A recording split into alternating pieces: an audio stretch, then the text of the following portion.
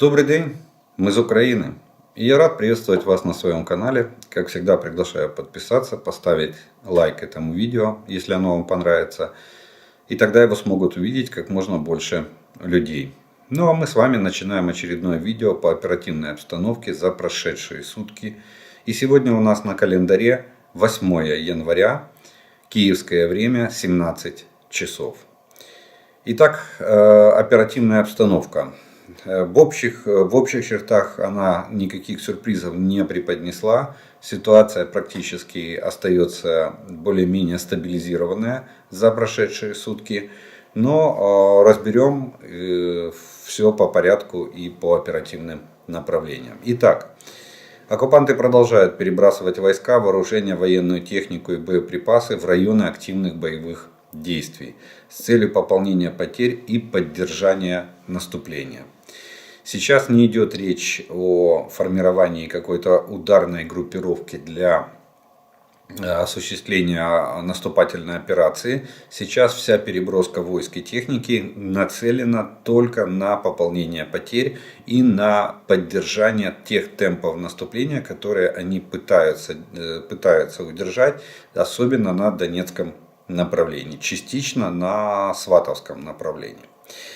Несмотря на так называемое прекращение огня, объявленное российскими оккупантами, за минувшие сутки враг нанес 9 ракетных ударов, 3 авиационных удара и нанес порядка 40 огневых ударов реактивными системами залпового огня. Эти атаки были направлены на гражданскую инфраструктуру, привели к жертвам среди гражданского населения. Вот такое вот прекращение, в кавычках, прекращение огня. Угроза авиационных и ракетных ударов остается высокой по всей Украине.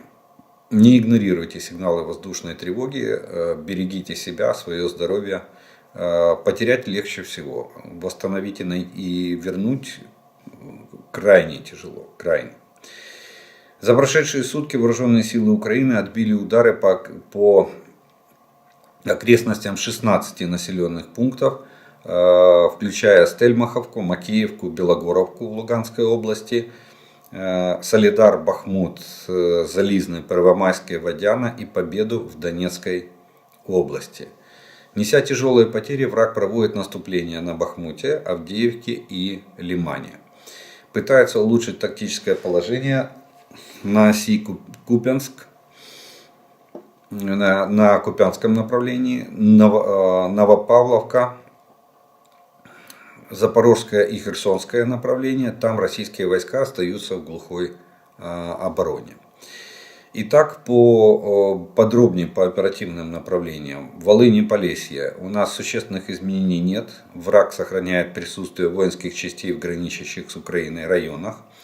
Мы уже говорили неоднократно, я напомню, это около 6 батальонно-тактических групп, которые находятся на боевых порядках по обороне.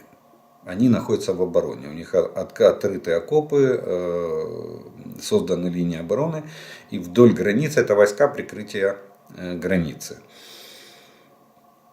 Так вот, признаков формирования наступательной группировки на сегодняшний день не сообщается. То есть мы не видим, чтобы они формировали тоже какую-то ударную группировку.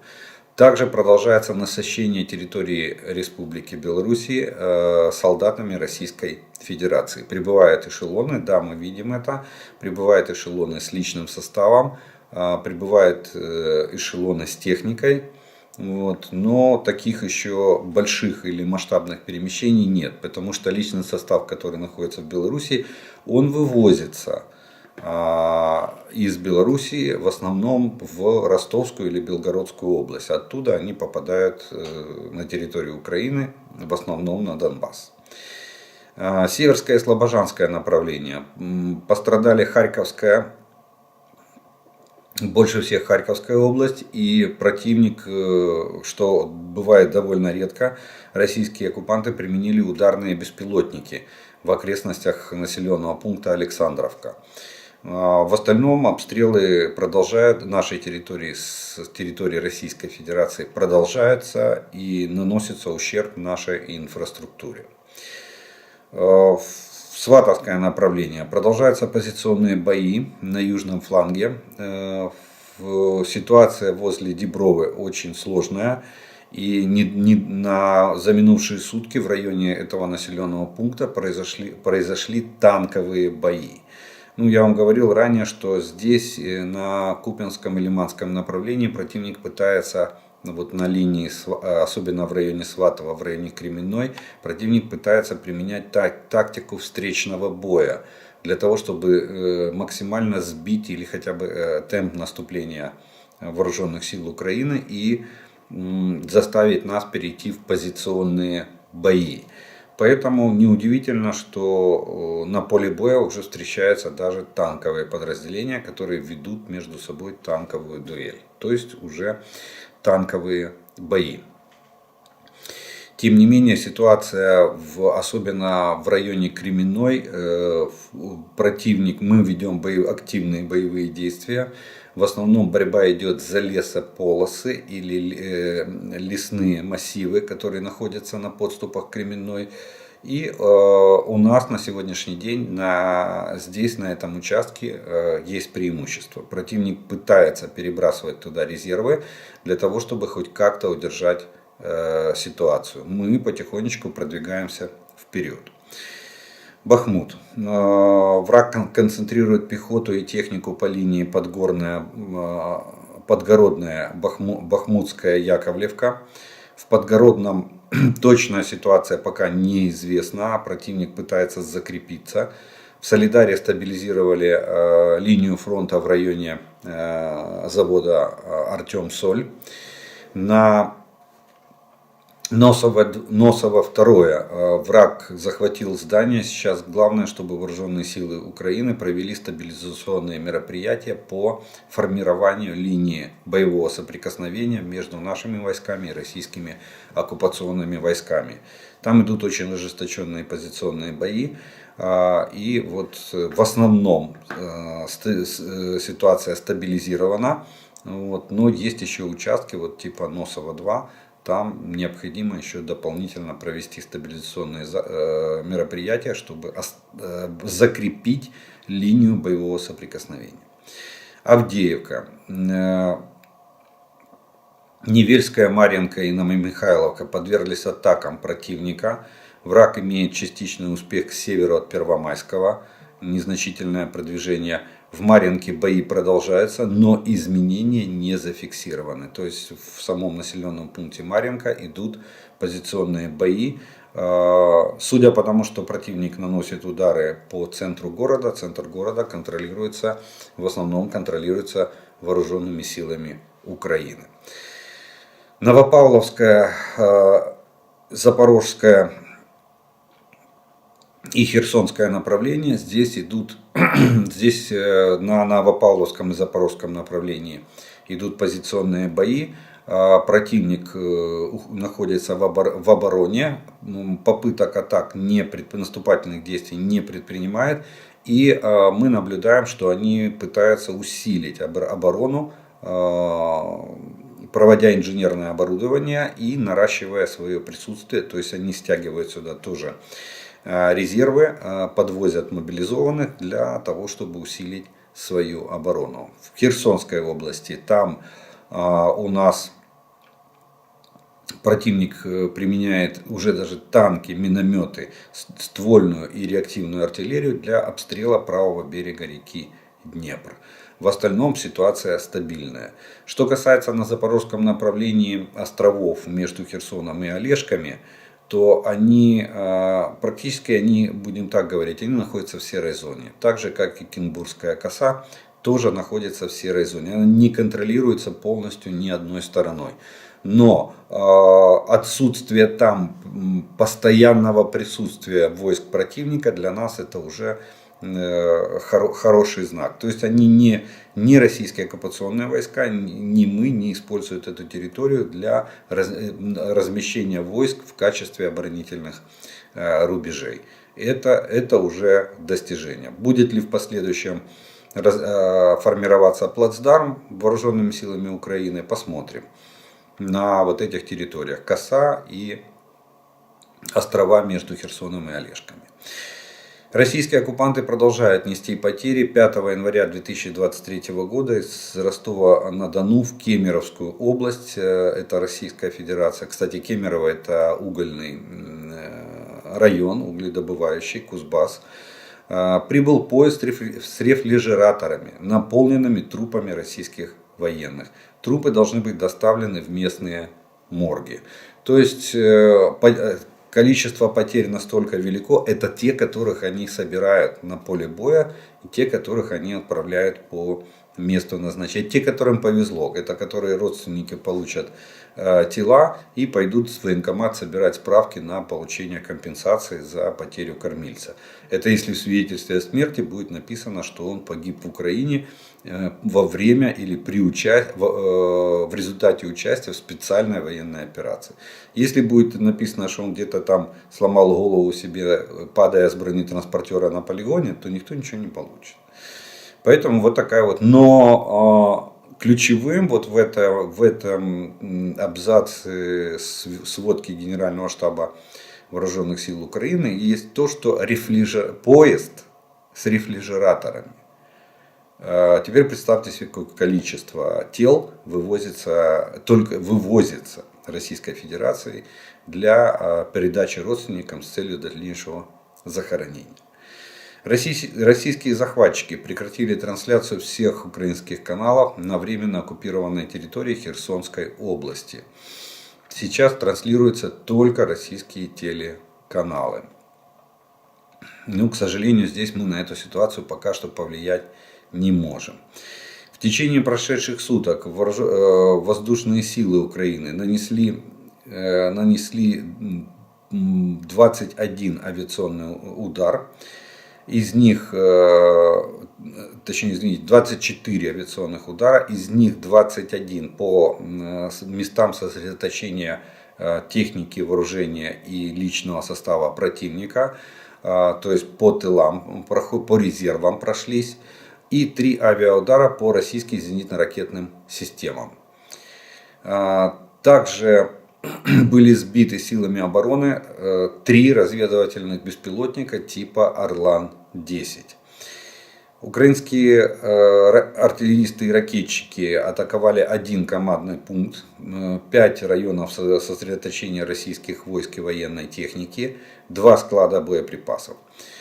В акватории Черного и Азовского морей на сегодняшний день нету и за прошедшие сутки не наблюдалось присутствия носителей кораблей, которые являются носителями ракет «Калибр». Так что, как правило, это признак. Если они выходят, значит будет ракетный удар. Но пока, хотя завтра понедельник, и они могут выйти в ночь. Поэтому мы, как всегда, готовимся для того, чтобы нас не застал врасплох. Если таковой удар будет, вероятность такая существует на завтрашний день. Вот. Но, тем не менее, на данный момент в акватории морей носителей ракет «Калибр» не наблюдается. Вот такие военные новости на сегодняшний день в Украине, на линии фронта, на всех оперативных направлениях и на линии фронта от Харькова до Херсона. Ну и немножко отметим международных новостей, касающихся Украины и происходящих в самой стране и за ее пределами. Глава Европарламента выступает за предоставление Украине танков «Леопард», сообщает немецкое агентство Tagesschau. Также Роберто Меццола, это глава Европарламента, приветствовал объявленные правительством ФРГ планы по поставке Украине боевых машин Мардер. Кстати, появилась информация, что Греция готова отказаться. Там партия на выходе немецкого завода БМП Мардер. И Греция готова отказаться от этой партии в пользу Украины. Они готовы подождать, чтобы им завод сделал следующую партию и передал уже согласно того контракта, который у них там имеется. Детали контракта не разглашаются, но в любом случае греки готовы уступить нам БМП, которые предназначались для них. По словам пани Меццолы, важно, чтобы Европа продолжала поддерживать украинцев в политическом, гуманитарном и военном плане. Но также важно, чтобы Европа укрепила собственные силы обороны и стала настоящим оборонным союзом. Ну, я так думаю, что это опять же намек на то, что не пора ли Европе создавать собственные силы обороны или силы безопасности в Европе. Также издание BBC пишет, что Кремль проигрывает газовую войну с Европой. Европейцы научились энергосбережению. Это, помните, надо вернуться к лету, когда Путин сказал, что все замерзнут. Без российского газа все замерзнут, на коленях приползут, будут просить: дайте газ, мы замерзаем. Вот. Оказалось, что мягкая зима в сочетании с осознанным режимом экономии сыграла против планов Российской Федерации заморозить Европу. Меньше других, минус 7-8%, сэкономили два ведущих промышленных государства Европейского Союза, Германия и Франция. Это только по экономии, минус 7-8% потребления российского газа. В частности, из-за падения выработки на французских ядерных станциях и немецких ветряных мельницах. Вот из-за этого такой маленький процент падения. Италия минус 18%. Причем для Италии, у Италии меньше 20% было в ее доля российского газа в общем потреблении страны. А еще если минус 18, то, я не знаю, там в российского газа практически в потреблении Италии не осталось. Нидерланды минус 16% и Испания минус 23% от ранее потребляемого объема российского газа. Практически удержали ноябрьские темпы избавления от газовой зависимости. А вот не входящая в Европейский Союз Великобритания из-за особенностей местного энергорынка выступила хуже всего. Сокращение всего 3%. Великобритании оказалось тяжело расставаться с российским газом. Но, тем не менее, сокращения идут, страны начинают потреблять как можно меньше, естественно, спрос на рынке на российский газ резко падает. И, соответственно, Россия будет каждым днем будет все больше и больше недополучать валюты за продажу своего газа. Россия должна предстать перед спецтрибуналом за агрессию в Украине, пишет The Guardian. Представители разных политических кругов Великобритании поддержали создание специального трибунала по расследованию действий Российской Федерации в связи с преступлением агрессии против Украины. Кстати, Нюрнбергский трибунал тоже начинался в 1941 году. Точнее, сбор материалов и создание самого трибунала было... Трибунал, по их мнению, следует создать на тех же принципах, которыми руководствовались союзники, когда они встретились в 1941 году, чтобы заложить основу Нюрнбергских судебных процессов над нацистскими лидерами. То есть в 1941 году уже была заложена основа. То же самое нам надо делать. Но у нас основа, насколько я знаю, есть. Есть уже даже страны-участницы, которые обязались войти в состав этого трибунала и участвовать в осуждении тех военных преступлений, которые совершает сегодня Российская Федерация на нашей территории. Уже несколько стран, ну как минимум 4, это Польша, Финляндия, Дания и Германия, рассматривают вопрос о передаче Украине танков «Леопард». Ну, мне очень напоминает вот этот Карфаген должен быть разрушен. То есть, если мы уже взялись за леопарды, то я так понимаю, что мы эти леопарды выбьем. Не нытьем, так катанием, но мы их выбьем, и они у нас будут. Тем более, что у Польши 240 леопардов. Передача их Украине зависит от разрешения Германии. Ну, вы знаете, да, я напоминаю, что принцип правообладателя. Чье оружие, тот и дает разрешение на передачу его третьим лицам. То есть от Польши, допустим, Украине. В свою очередь у Дании 44 танка Леопард-2, у Финляндии 240 танков Леопард-2, у Германии порядка 400 танков Леопард-2. Это вопрос не если, а когда. Это именно то, на чем Польша настаивала в течение многих месяцев. Поэтому ждем. Так что я так понимаю, что вопрос стоит, что не стоит уже, дадут или не дадут. Вопрос однозначно стоит, дадут. И теперь второй вопрос, когда.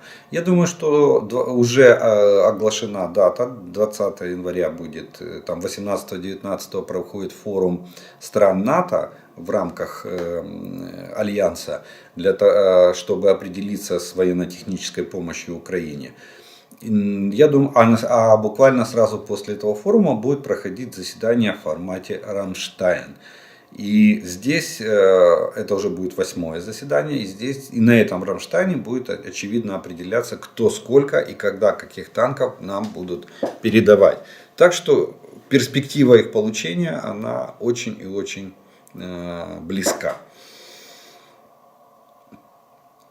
Россия хочет провести совместные учения сил безопасности союзного государства, то есть это совместно с Белоруссией.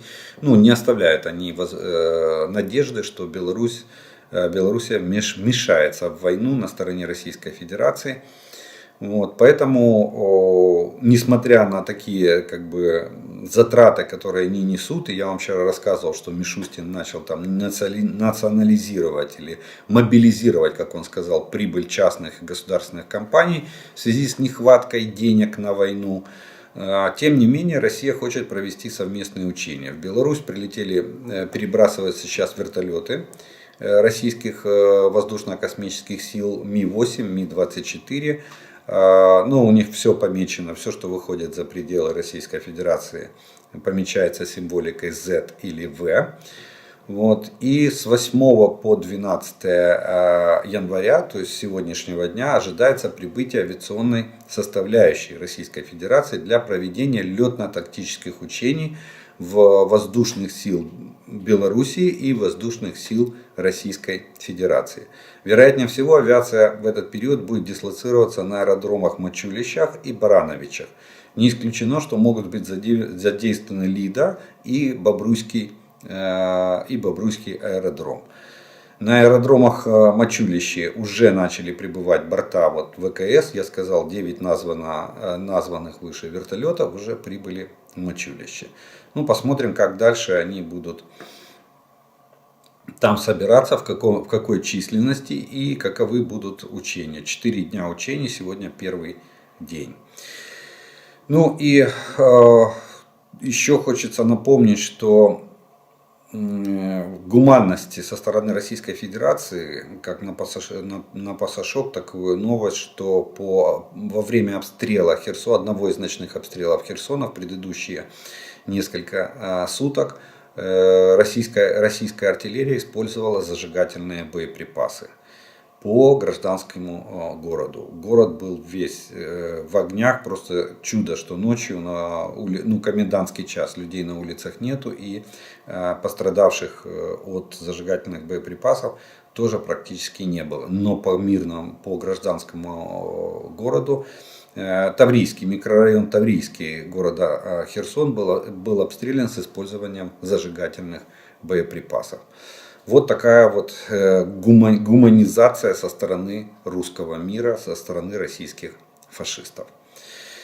На этом военные и военно-политические новости на сегодняшний день мы закончим. Я по традиции сделаю паузу. У вас есть время подписаться на мой канал, поставить лайк этому видео, если оно вам нравится. И через некоторое время мы с вами продолжим.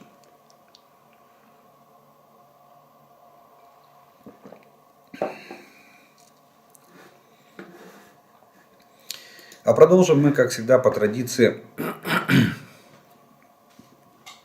По традиции это ответом на ваши вопросы. И первый вопрос сегодняшнего дня прозвучит следующим образом.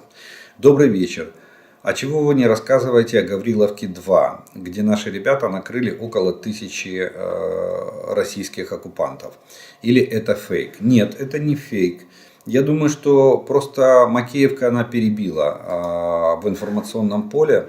Это первое. И второе. Смотрите, Макеевка пошла раскручиваться со стороны в основном Российской Федерации.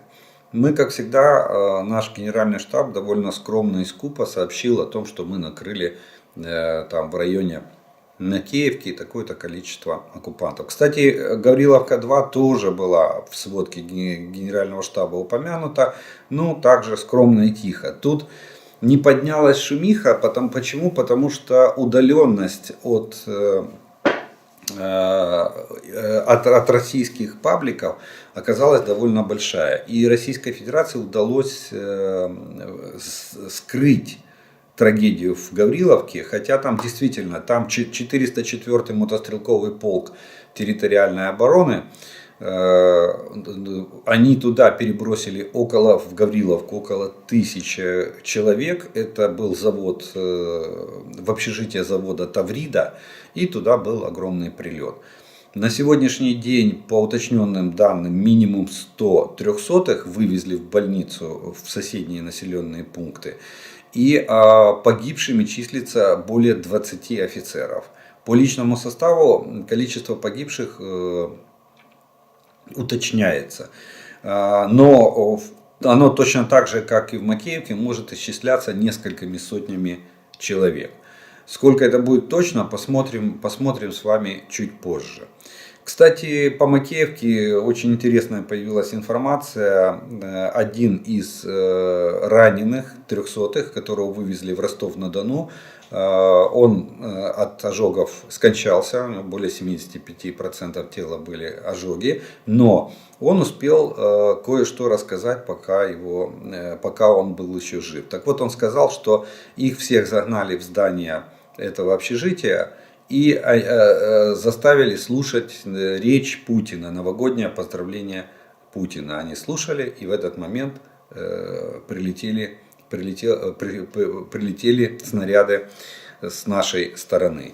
То есть тут весь личный состав был у телевизора, командование сказало всем слушать речь Путина. Ну что ж, пусть скажут спасибо Путину. Путин нам помог в этом плане. Наверное, надо выдать ему грамоту за это. Вот такая вот ситуация по поводу. Так что Гавриловка — это очень хороший прилет, накрытие с нашей стороны. Вот, по количеству того, что известно, жертв я вам сказал. Остальное, я думаю, будет впоследствии уточнено.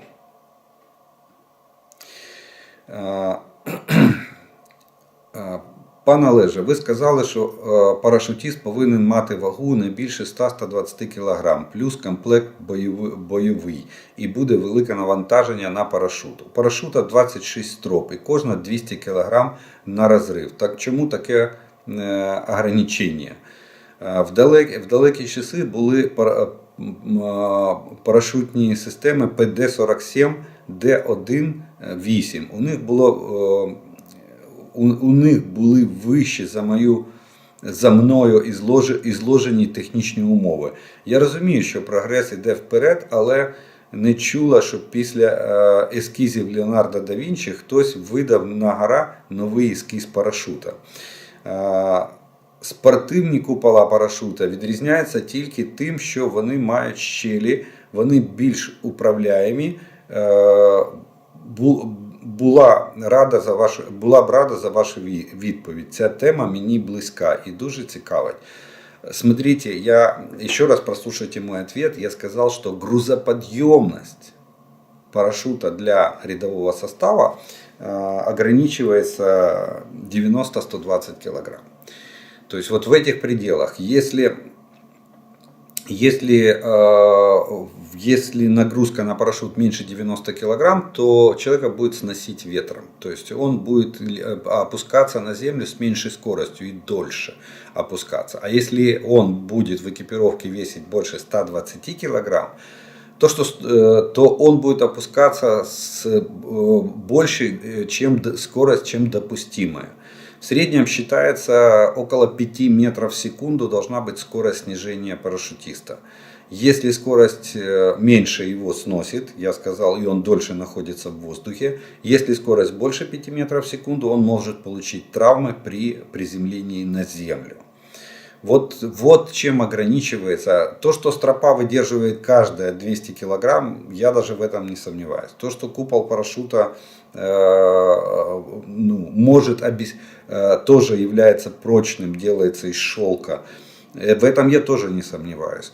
И все вы правильно написали в технических условиях парашютных систем. Но самый главный критерий для десантника — это скорость снижения на парашюте. Чтобы он не переломал себе ноги о землю или не сломал голову, когда его шваркнет о землю, если он будет спускаться там со скоростью 7, 9 или 10 метров в секунду. Нет, это неприемлемая скорость. А если он будет спускаться 3 метра в секунду, то он будет лететь, во-первых, полчаса, во-вторых, его унесет ветром, потому что парашюты для рядового состава, они, как правило, самые простые, купольные и очень плохо управляются в плане корректировки точки приземления. Это не парашют-крыло, который в основном применяют либо спортсмены, либо офицерский состав. Вот. И где они могут управлять точкой прицеливания. Поэтому это определяет не прочность строп, а определяется скорость снижения. Скорость снижения зависит от веса, который висит на парашюте в момент спуска. Здравствуйте. В последние несколько дней все чаще распространяются слухи о готовящемся наступлении на Харьков. Прокомментируйте, пожалуйста, если можно, заранее спасибо. Я вчера отвечал более подробно насчет наступления на Харьков. Дело в том, что у нас там есть достаточное количество войск. Мы сейчас интенсивным темпом оборудуем государственную границу в плане инженерном, в плане фортификационном, для того, чтобы она превратилась в неприступную линию обороны, в глубоко эшелонированную линию обороны. Это первый момент. И второй момент: на сегодняшний день мы не видим формирования на территории Белгородской области необходимого группировки для повторного вторжения в направлении Харькова. Вероятность такая, конечно же, существует. Сказать, что 100% никто на Харьков не пойдет, нет, сегодня вам этого никто не скажет. Вполне возможно, что это, кстати, один из вариантов. Вариант первый — это наступление попытки повторного наступления со стороны российских войск. Первый вариант — это с Белоруссии опять на Киев и Донецк, одновременные удары от Донецка на, допустим, Днепр, туда, между Запорожьем и Днепром. Вот. Второй вариант — это Харьков на Харьков и на Запорожье. То есть попытка отсечь наши войска, отрезать вот этот кусок юго-востока.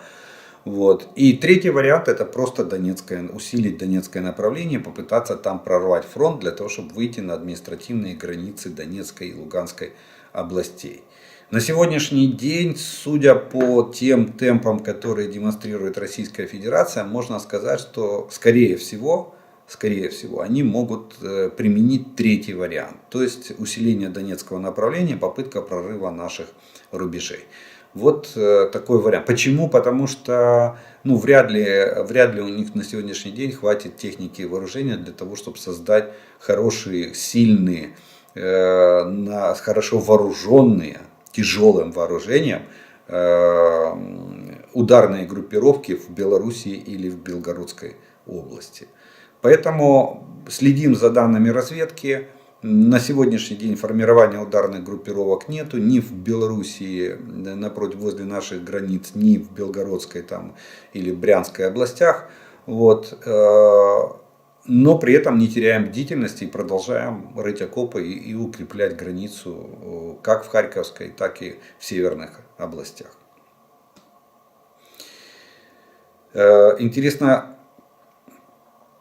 ваше мнение о Брэдли, где полезны, чем помогут. Я вам скажу так, что Брэдли на сегодняшний день довольно серьезная машина, в том плане, что она имеет очень хорошее огневое насыщение. Это в огневом отношении она довольно сильная. Во-первых, она может перевозить пехоту.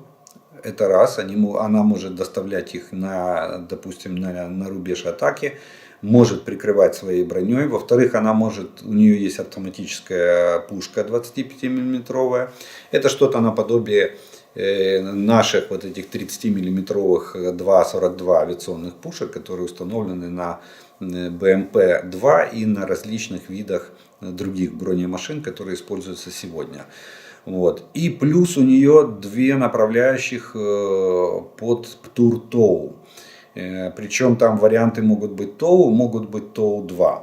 Ну, в любом случае, это полуавтоматический ПТУР, который требует сопровождения, удержания перекрестия на цели. Но скажу, что по опыту боевого применения, он, кстати, самый распространенный. Вот этот ТОУ, ПТУР, самое большое количество его было выпущено, он очень распространенный.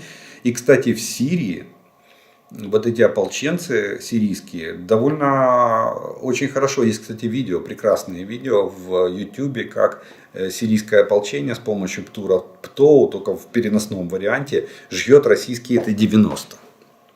Россия ж туда бросила, хотели похвастаться, видимо, Т-90, да, даже там был замечен танк «Прорыв», это последняя модификация Т-90. Ну вот американский ТОУ жжет ее как свечку, горит она как свеча, этот танк, точнее он горит как свеча.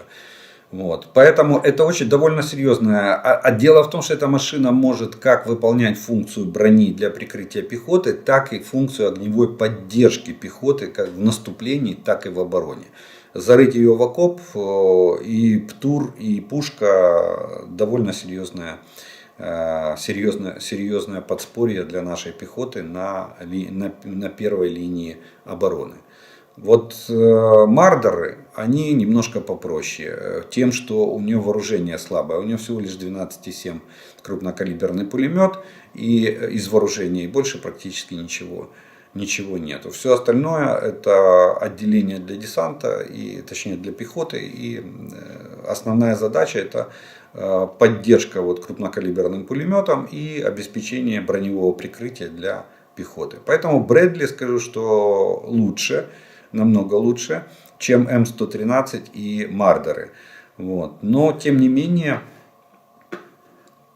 и они, я думаю, что нам будут очень, очень даже полезны в том исполнении, в котором их нам передадут.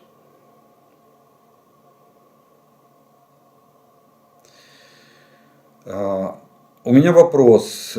После того, как выпадает большой шар снега, у танка существует шанс не подорваться на противотанковой мине, ранее установленной до зимы, или до выпадения снега? Да, конечно же. Дело в том, что если идет большой слой снега, то танк не продавливает снежный покров до уровня земли. И смотрите, на мину когда наезжает на противотанковую мину, то усилие за счет надавливания на взрыватель усилием там 160 и более килограмм происходит срабатывание этого взрывателя, мина подрывается. Если же, допустим, будет снежный покров, там несколько, до 10, может быть больше сантиметров, то танк просто примнет снежный покров. Кстати, удельное давление танка на квадратный сантиметр меньше, чем у человека. Поэтому говорить о том, что танк вполне может, идя по ровному снежному покрову, если он не крутится на месте так, чтобы гусеница просаживалась, а просто ровно едет по снегу, то есть шанс проехать и не взорваться на той мине, которая была установлена до выпадения снега. Вот такая ситуация.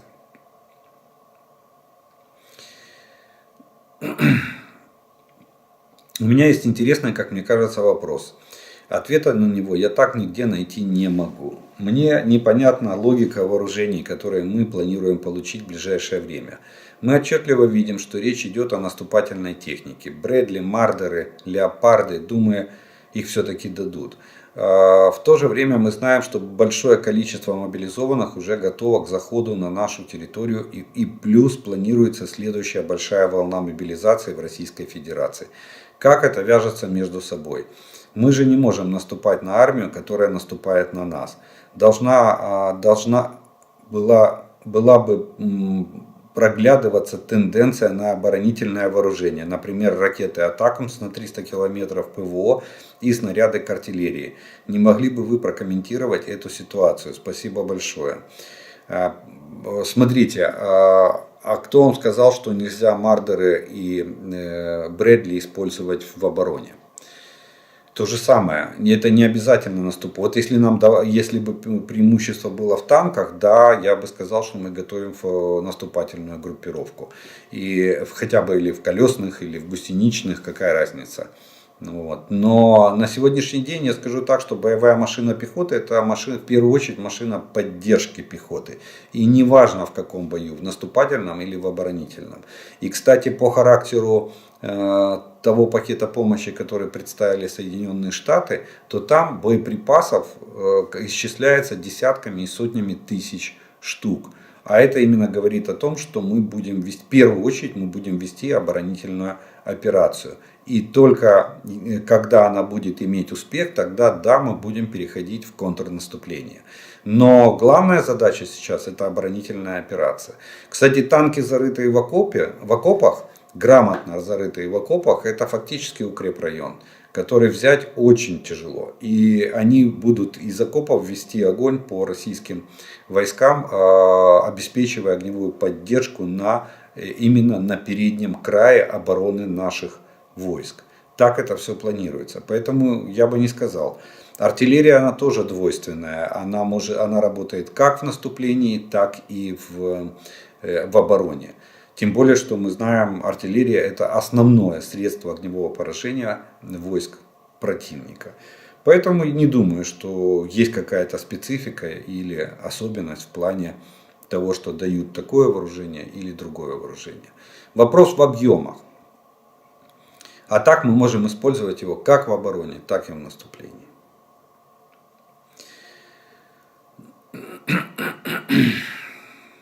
Какой зазор и эллипсность считается износом ствола? Смотрите, износ канала ствола определяется по потере начальной скорости снаряда и по удлинению зарядной камеры ствола.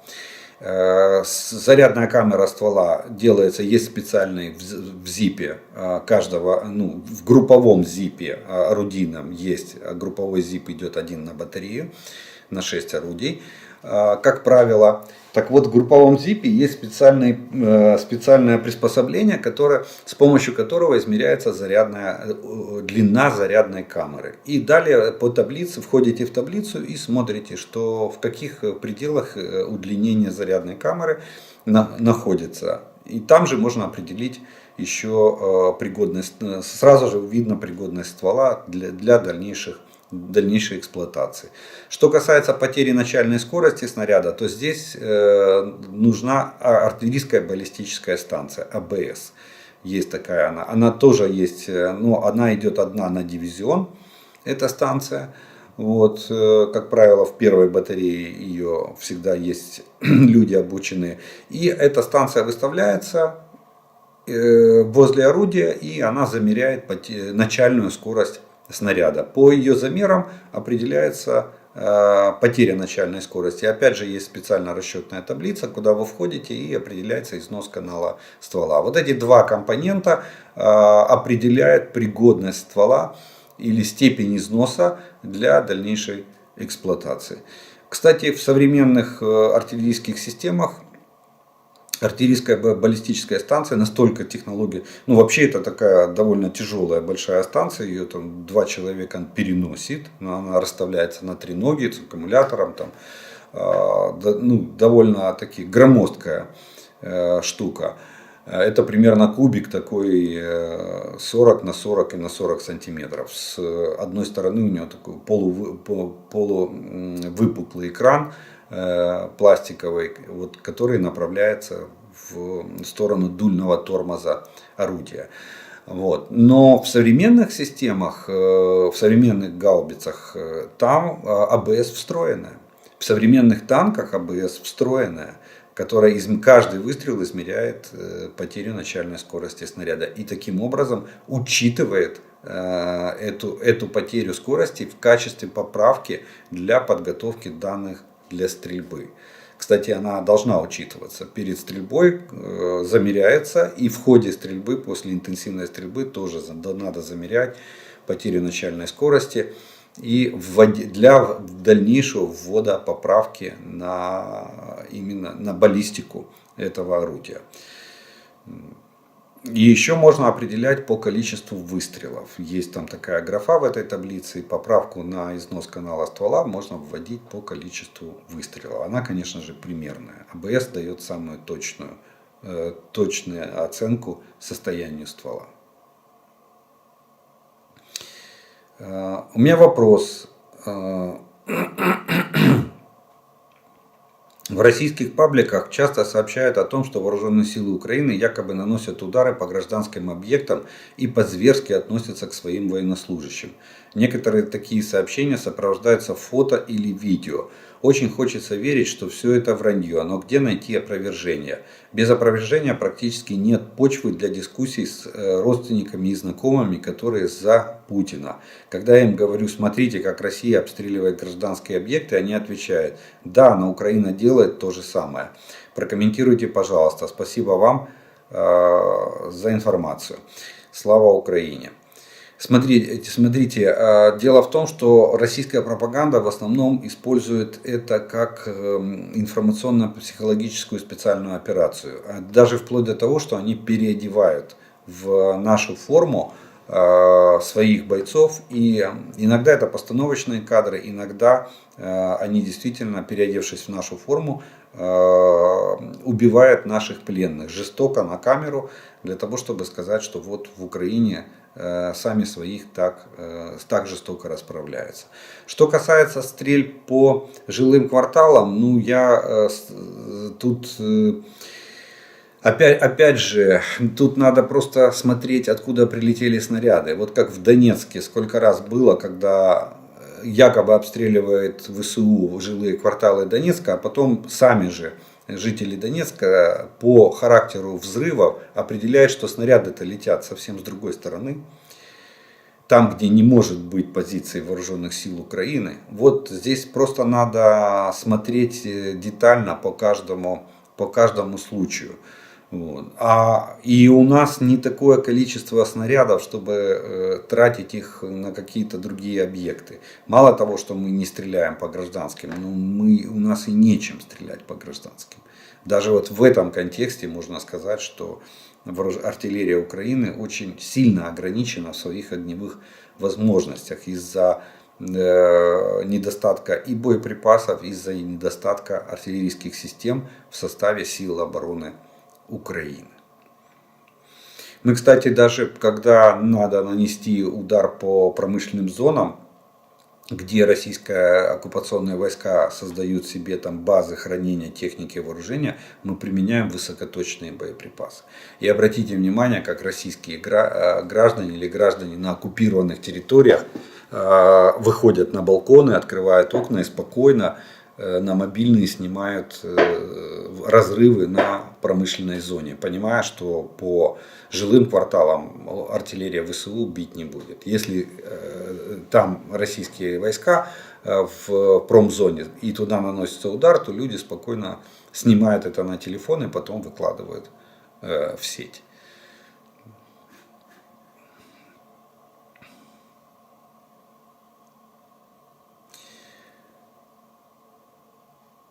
Горжусь своим отцом, что он тоже был артиллеристом, но закончил Сумское артиллерийское училище, служил тоже в Германии. Смотрю вас каждый день, а когда нет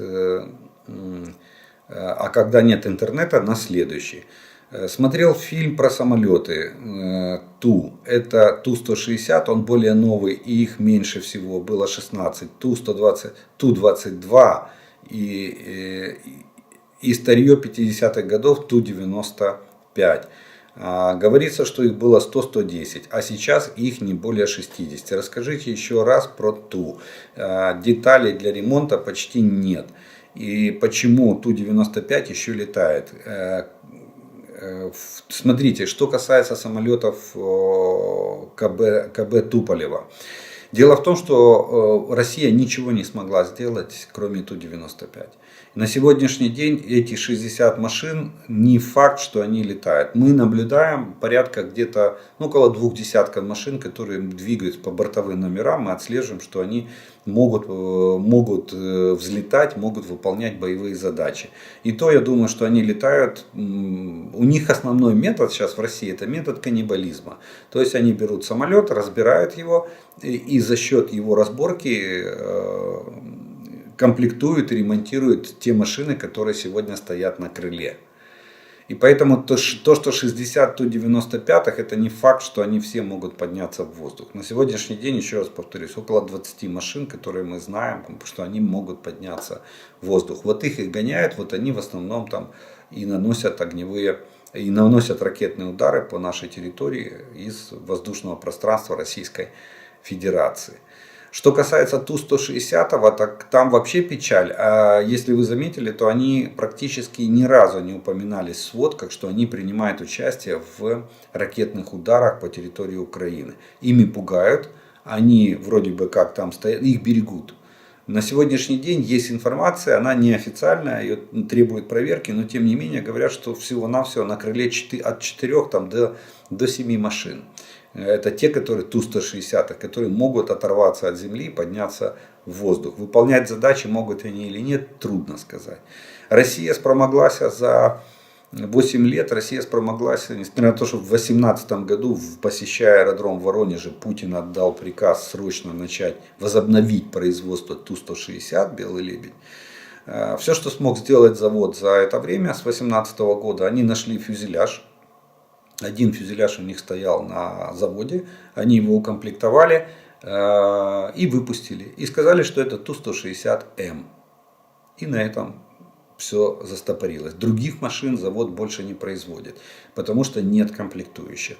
И на сегодняшний день возобновить производство не представляется возможным. Только вот наличие фюзеляжа дало им такую возможность.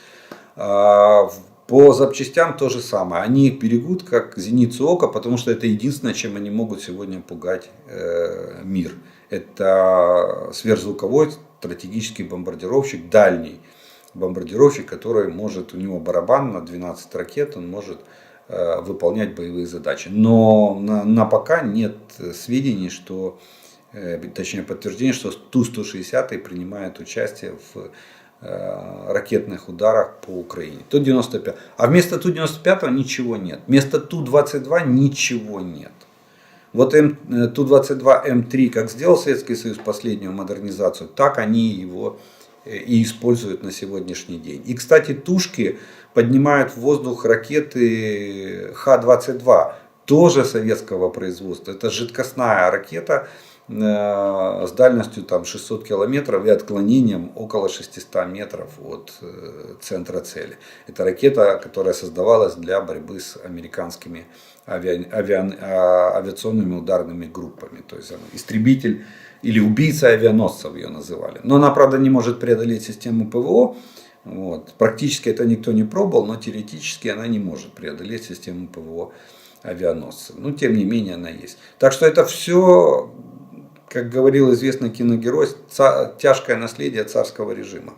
Это все действительно старье. Сегодня Россия не может выставить современного бомбардировщика, который бы отвечал требованиям сегодняшнего дня или модернизировать существующие до сегодняшнего технологического уровня. Что-то они там дорабатывают, может быть, средства связи. Конечно же, GPS-навигацию они на них поставили. И да, они умеют отключать систему оповещения свой-чужой, летать в режиме радиомолчания, для того, чтобы как можно больше мотать нервы натовским странам-членам НАТО, когда российская авиация, дальняя авиация нарушает воздушное пространство этих стран. Поэтому ничем новым они похвастаться не могут. Они используют то, что есть на сегодняшний день.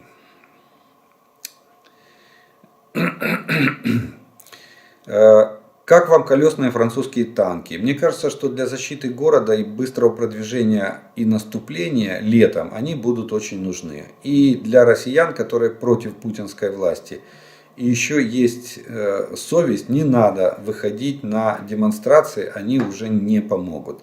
Сделайте коктейль Молотова. У вас там много целей для целей: автозаки, военкоматы, машины депутатов и другие. Одесса хотела бы поменять все русские памятники на наших военнопленных, если наш мэр не будет против. Слава вооруженным силам Украины. Вот такой вот. Что касается колесных танков, то скажу так. Ну, это, знаете, я бы не сказал, что это танк. С трудом его можно назвать танком колесным. Я бы сказал, что это колесная гаубица, которая предназначена была в первую очередь действительно для активных боевых действий, когда маневренное либо наступление, либо оборона. В обороне он тоже полезен. Он может вести огонь как прямой наводкой, так и с закрытых огневых позиций, поддерживая пехоту. Поэтому у нас на сегодняшний день мы не можем, как говорят, на безрыбье и рак рыба. Поэтому дают, берем. С вооружением у нас, точнее с наличием собственного вооружения у нас проблемы. Поэтому мы живем за счет поставок. И не гнушаемся ничем. Дают такие колесные гаубицы, значит берем колесные гаубицы. Единственное, что в большинстве, конечно же, он предназначен в основном для ведения боевых действий на переднем крае. Поэтому поэтому и относят его к категории колесных танков. Ну, как таковой, на мой взгляд, он таким не является. С большой натяжкой его можно отнести. Я бы больше отнес, наверное, к колесной гаубице, которая типа М109 гаубица 105 миллиметровая, которую мы используем. Вот примерно то же самое, только она у нас буксируемая, но ее главная задача — это поддержка пехоты. Как обороняющейся, так и наступающей. Здесь то же самое, только она на самоходной колесной базе.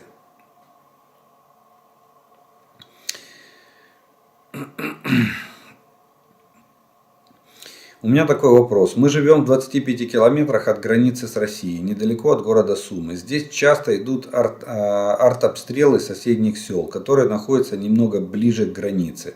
Вопрос такой: будут ли предупреждать гражданское население о готовящейся новой атаке, или посчитают это нецелесообразным, так же как и 24 февраля, дабы не вызывать панику. В прошлый раз русские войска за 2 часа прошли 60 километров и оказались сразу глубоко в тылу. Мы даже понять ничего не успели. И я думаю, что нет, что в этот раз мы будем все знать. Уже никаких неожиданностей не будет. И я думаю, что местное население будет оповещено в том плане, чтобы люди могли спокойно эвакуироваться в безопасные зоны и не попасть в зону активных боевых действий, как это было в феврале-марте текущего года.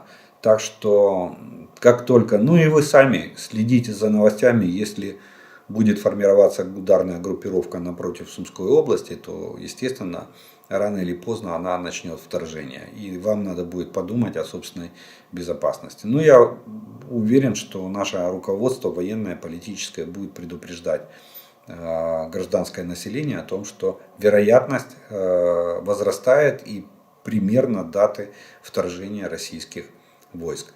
Второй попытки внезапно встали и пошли у Российской Федерации уже нету.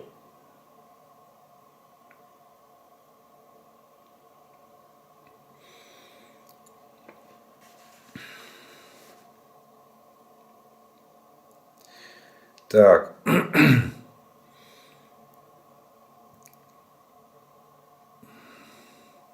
У меня знакомый служит во французском иностранном легионе. В 2022 году был в Мали. Рассказывает, что встретили колонну Вагнера. Примерно 130 бронемашин были в Мали из-за того, что база Франции сворачивается с миротворческой миссии, хотя это французская колония. Рассказывает, что бросили технику и даже оружие, сняв с них часть механизмов. Объяснили тем, что дороже забрать ее обратно на континент, чем бросить там. Вопрос вот в чем. Вагнер и в частности Россия оккупирует Африку? Да. Российская Федерация с помощью вот этих частных военных компаний, в том числе и Вагнер, они старались максимально вмешаться в дела африканских стран. Там идет сейчас, кстати, Африка сейчас менее всех задействована в мировой глобальной системе экономики, финансов и так далее. И фактически это, будем так говорить, непаханное поле. Поэтому все ломанулись в Африку. Китай очень сильно пытается привлечь на свою сторону, в том числе инвестициями и военно-технической помощью, помощью в разработках полезных ископаемых. Россия делает то же самое. Отстает Европа и Соединенные Штаты. И поэтому неудивительно, что и в Центральной Африканской Республике, там, в Ливии была попытка вклинения вагнеровцев. Через Ближний Восток они перебрасывали. Поэтому да, Россия пытается не то что оккупировать Африку. Допустим, в некоторых странах вот эти вагнеровцы российские, они обеспечивают охрану первых лиц государства, охрану правительства, охрану министров, охрану там, президентов и так далее. При этом они обеспечивают охрану, допустим, шахт по добыче алмазов там, или золота, или еще чего-то.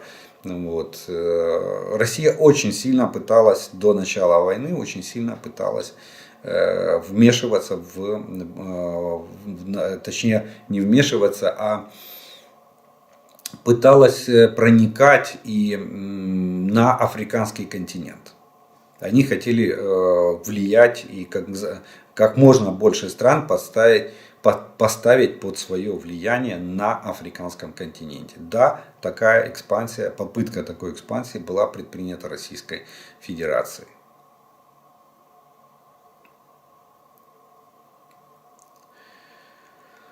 Ну что ж, на этом мы, наверное, вопросную часть тоже с вами закончим. И у нас остается третья заключительная часть. Это комментарии, пожелания и приветствия, которые вы прислали. И первым таким комментарием сегодня прозвучит следующий.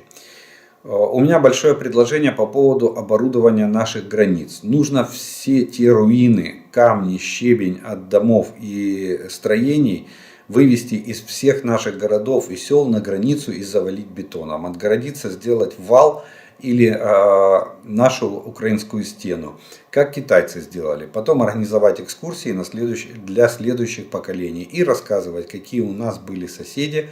Будет большой урок для следующих поколений и фортификационная защита нашей территории. Если можно, ваше мнение. То, что надо будет строить глухую стену, я, наверное, в этом вас поддержу. Может быть, не такими методами, как вы предлагаете, дешевле. Сегодня перевозка вот этого ломаных конструкций, кирпичных, бетонных и прочих, может обойтись нам намного дороже, чем создание новых инженерных проектов на государственной границе Украины. Но то, что 6-метровая бетонная стена, ров с крокодилами и колючая проволока под напряжением вдоль всей российской границы, возможно и белорусской, все будет зависеть от дальнейшего поведения Белоруссии в этой войне. Но пока она полностью работает, она прямой участник, точнее она полноценный участник этой войны на стороне Российской Федерации. Она даже действует не столько как союзник России, а сколько как сателлит Российской Федерации. И Россия там крутит ее как может. Единственное, что не может пока что Россия, это заставить Лукашенко отдать приказ на наступление. Но с вами я согласен, что нужно отгораживаться от этих стран. И я не вижу точек соприкосновения в дальнейшем нашем сотрудничестве. Зря вы так о крейсере «Москва». Его нужно вытащить на берег острова Змеиного и сделать памятник с известной надписью «Отбоя от экскурсантов не будет, гарантирую». Вполне возможно, что поставить на берегу и написать «Русский корабль» и идите туда, куда вас послали. Я макеевчанка, с 2014 года не проживаю там. Зять мой из Бахмута, сейчас в вооруженных силах Украины. Солидар наш. Эти слова вызвали у меня рыдания. Я знаю, ненавижу Россию давно. Никогда их не считала братьями. Знаю, что восток страны нашей будет освободить тяжело. Но это обязательно будет. Спасибо за информацию. Все будет Украина. В 1945-м Соединенные Штаты применили ядерное оружие, чтобы остановить войну, так как являлись единственным обладателем его на то время. К тому же не было никаких международных соглашений по поводу применения ядерного оружия. Это первое. А второе, Украина отказалась от него в пользу гарантий, которые были приняты и Российской Федерацией. Применение ядерного оружия России против Украины нарушит данные гарантии. Вот в чем главная разница, на мой счет. Вполне вы правы.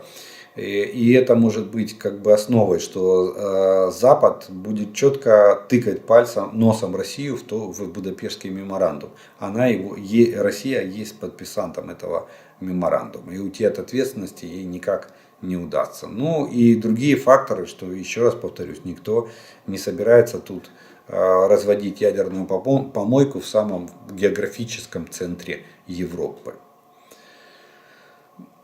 Добрый день. Мы с вами в какой-то степени сослуживцы. Я тоже служил в группе советских войск Германии 80-82, сержантом в первом гвардейском танковом полку, который был полностью разбит под Киевом. Прочитал и много прослушал о Патриот. Очень дорогая система. Похоже, это насущная потребность Украины, чтобы обезопасить себя от баллистических ракет. Но еще в большей степени задел на встраивание Украины в общую систему ПВО про НАТО. Слава Украине, перемога за нами. Все вы абсолютно правильно поняли. Это перспективный задел на участие нас в коллективной системе защиты в противоракетной обороне и обороне воздушного пространства нашей страны. Привет из Сан-Франциско, Соединенные Штаты. Много подарков для скорейшего уничтожения оккупантов. Надеюсь, вам понравится. Слава Украине!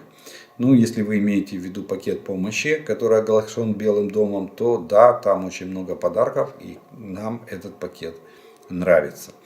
Ну что ж, на этом я благодарю вас за ваше внимание, что вы досмотрели до этого момента. Как всегда, кто не подписан, приглашаю подписаться на мой канал, поставить лайк этому видео, если оно вам понравилось, тогда его смогут увидеть как можно больше людей. Отдельная благодарность спонсорам и тем, кто поддерживает мой канал. Благодаря вашей поддержке и спонсорской помощи у меня есть возможность доносить до вас эту информацию. Ну а мы с вами продолжаем верить вооруженным силам України. Перемога за нами. Слава Україні!